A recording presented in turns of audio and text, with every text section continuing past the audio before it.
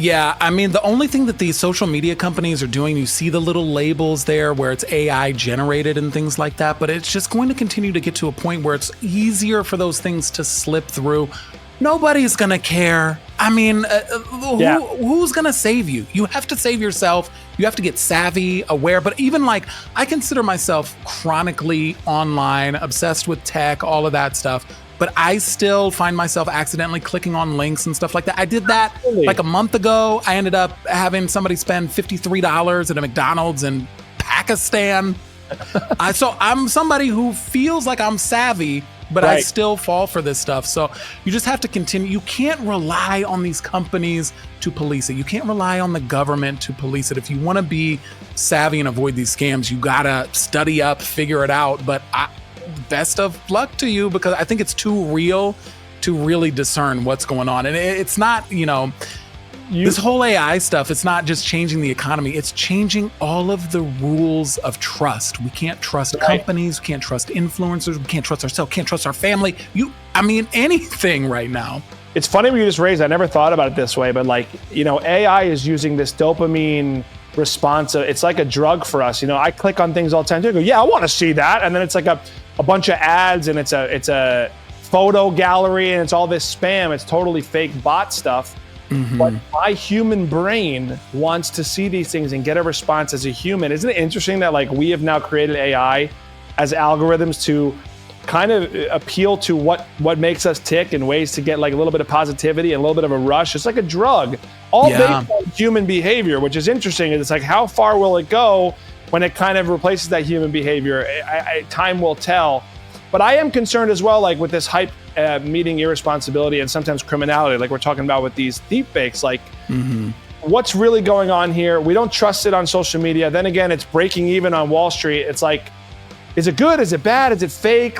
There's no real identity behind this stuff other than I think what you and I are saying this episode, which is have your guard up and don't really trust all of it. And maybe, don't just invest based on the hype. Don't just follow the hype. I've also been someone who's never followed the hype. So I lean this way, but I also, like you, I'm a human. I'm like, oh, it's interesting. What is that? We're in the, I don't know if another analogy I'm going to say, we're in some internet cage where we got the juicy steak in front of us and we're like, is it real? And then you bite it and it's like from that scene in Hook where it's all artificial, colorful food. Shout out to you bringing up a reference to Hook, one of the classic Robin Williams movies of the night. I mean, amazing. I love that. But I wish I had a dad like you, Peter. That was Rufio's death. And if you don't get the reference, you're either too young or too old. But we're going to make sure we get everybody on this show. I'll reference something more based on who's watching. Yeah, I love that. Yeah, I love that. And it is a great analogy. The colorful food, the crazy stuff. It's just, it's a wild time for all of us. And you talk a lot about the human behavior and things like that when it comes to interacting with the AI.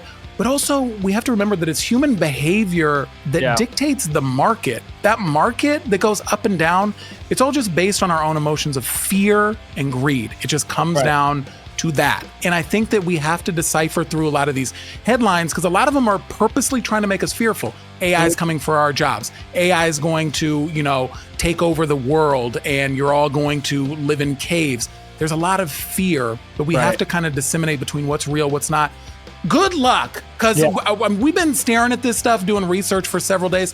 I'm more confused than ever. You and me both, man. That's why I'm glad we're here. We're here to sort of break this stuff down and again, have a take on how are we really going to go about our days every day, looking at this world and honestly making an affordable living. We're both dads. We just want to figure out what the right way to steer is. And I will, based on this conversation, you could tell just from listening or watching, guys, there is a lot of steering in different directions than it once was. We are constantly like this, just trying to see where's my time going, where's my work going, where's my money going.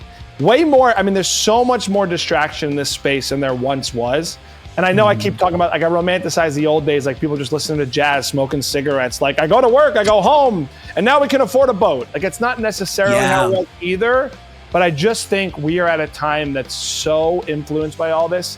Pay attention, guys. It's not just technological, it's economic, ethical, and human. This is stuff that's going to affect future generations. So we have to just kind of keep an eye on this stuff. And we're not here to just freak you out also. We're here to kind of feel it with you guys. What is this? Right. Is this our future? Are you going to watch this show for a couple months and then we're going to come back and be like, thank you for watching, Yeah. Are we actually training AI right now with this job? Is that what's going on? We hope not. But at the end of the day, AI isn't just code, it's cash, power, and a lot of questionable judgment. I'll say that, right? Absolutely. Preach, Paul. Yeah, that's exactly what it is. And the real question is whether AI can replace humans. It's whether humans can keep up with this mess that we've unleashed here. You started this, you guys. Just let's not go too far where we're all going to be gone and I'll have to be back. Thank you. Please don't do that. Yeah, no more Arnold. We'll do no more Arnold, I promise. I just wanted to see, for maybe older demo here at the last reference, Yeah.